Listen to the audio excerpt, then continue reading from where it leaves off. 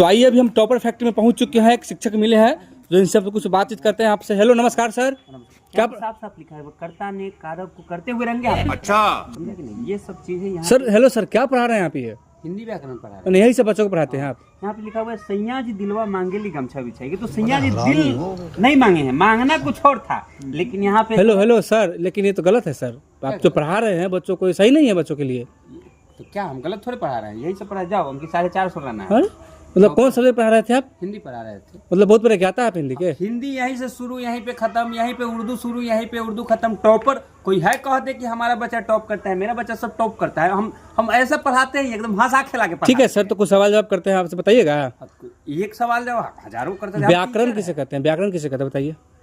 व्याकरण मतलब जो शादी किया है उसको पता होगा। हम तो शादी किए नहीं और हम कुंवारे, तो हम बहुत फायदा है। अच्छा ठीक है, संज्ञा किसे कहते हैं?